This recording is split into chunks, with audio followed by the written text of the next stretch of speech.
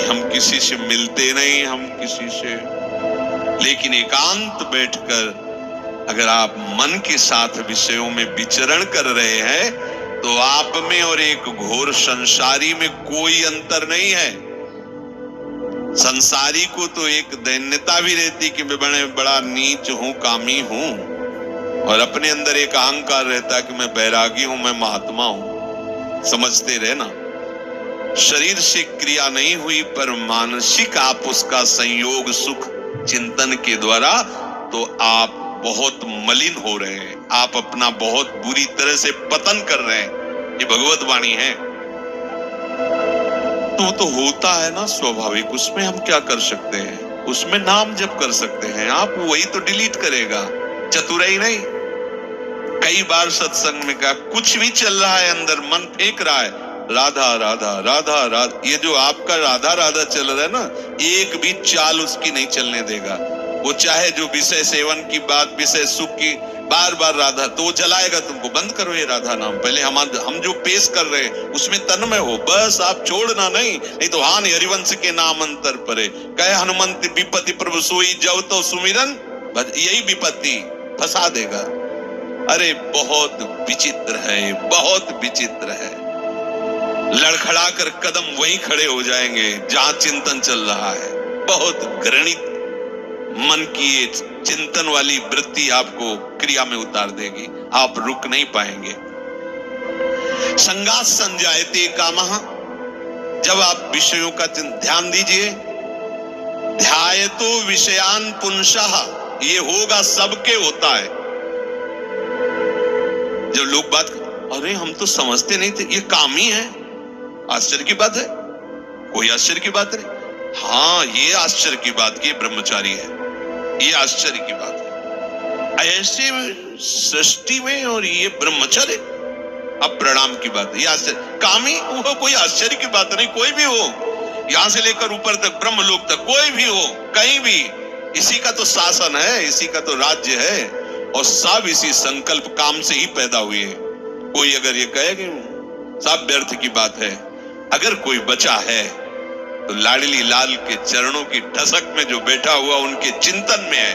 अब कहीं गुंजाइश ही नहीं कोई। और अगर वो भी थोड़ी देर के लिए भी विषय चिंतन करेगा तो थोड़ी देर के लिए रौंदा जाएगा, ध्यान रखना।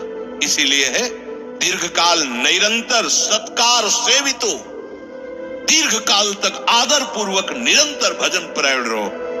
जगह ही नहीं रहेगी, सब डिलीट, सब खत्म हो गया। अब देखना, नाच पड़ोगे। जैसे जैसे आपकी निष्कामता बढ़ती जाएगी वैसे वैसे मतवालापन, ऐसा जैसे कोई मदिरा पिए हो और झूमता हुआ चल रहा है, उसको कुछ नजर नहीं आ रहा। ऐसे ही नाम की मादकता जब चढ़ती है, मस्त हो जाओगे। ये बड़े बड़े महात्माओं ने पिया है, इस नाम का रसाशोपान किया है, रूप रसाशोपान किया है। जैसी धरिवंश निकट दासी जन लोचन चसक रसासो घटकट। जब आपका विषय चिंतन चल रहा है, यदि नाम नहीं चल रहा तो खतरे में अपने को डाल रहे हो, और नाम चल रहा है तो तुम्हें परेशान होने की जरूरत नहीं, वो कुछ नहीं कर पाएगा, कुछ नहीं। ये बहुत बड़ा पहरेदार है, आपको गिरने नहीं देगा, उनकी एक भी संस्कार वृत्ति आपके हृदय में बनने नहीं देगा। अपने पास बहुत बड़ा पावर है नाम। इसीलिए तो जो इस रहस्य को समझ जाते हो बलिहारी होते हैं संतों की, गुरुदेव की, कि आपकी कृपा से वो चीज मिली। पायो जी पायो मैंने राम रतन धन पायो। ये नाम ऐसा महामहिम, भगवान को अधीन कर ले, मन की क्या बात है? मन अधीन हो, ये क्या बात है? भगवान को अधीन सुमिर पवन सुत पावन नामू, अपने बस करी राखे रामू। जब भगवान को अधीन कर लेता है तो ये तो मन की तो बात जाने दो, इंद्रियों की बात जान। पर आप क्या करते हैं? जब विषय चिंतन कर रहे होते हैं तब आप नाम को छोड़ देते हैं। बस ये गलत बात हो गई। अब आप नहीं समझ सकते। और नाम चल रहा है तो याद रखो, बिल्कुल कुछ नहीं बिगाड़ सकता है। कुछ भी चिंतन करता रहे, तुम परेशान मत होना। ये अपने आप आपके सामने शरणागत हो जाएगा, मन शरणागत हो जाएगा, अपने आप हो जाएगा। आप जैसा चाहोगे वैसे ही चलेगा। बस नाम न छोड़ना। नाम छोड़ दिया फिर ये बातों से बस में होने वाला नहीं है। बहुत ही ये दुर्जय शत्रु है मन, दुर्जय शत्रु है। नाम की कृपा से जब ये मित्र बन जाता है तो इससे बड़ा सुख देने वाला भी कोई नहीं होता, ये भी बात समझ लेना। और जब नाम नहीं चलता है, विषयों का चिंतन करता है, तो इससे बड़ा दुख देने वाला कोई दुश्मन नहीं है।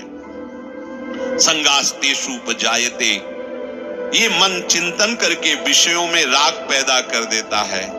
कैसे वो भोग मिले, अब तो जीवन बेकार लगता है बिना उसके भोगे। अब तो, और सही बात, न उसे रात में नींद आती है, न दिन में उसे किसी से मिलना अच्छा लगता है। जैसी प्रेमी की स्थिति होती ना, ऐसे कामी की भी हो जाती है। बस उसको वही बात, कब मिले, कब देखूं, कब भोगूं, बस अंदर जिस विषय में तन्मय हुआ वो इसी विषय के लिए। अब जब वो प्रबल कामना हो जाती है तो कामात् क्रोधो भी जायते, यदि कामना की पूर्ति हो गई तो भयंकर दोष पैदा हो गया, लोभ, और भोगूं और मिलूं, कभी एक क्षण के लिए ये भोग हमसे दूर ना हटे। और कहीं प्रतिकूलता पैदा हो गई तो भयंकर दोष पैदा हो गया, क्रोध। दोनों में हानि है। कामना से कभी किसी का कोई मंगल नहीं हुआ है। अगर काम की पूर्ति होती है तो भयंकर लोभ पैदा हो जाएगा। कैसा लोभ पैदा हो जाए, ये ऐसे ऐसे, इतना नहीं, ये शरीर नहीं, वो शरीर, ये वस्तु नहीं, वो वस्तु, बढ़ता चला जाएगा, घोर व्यभिचार।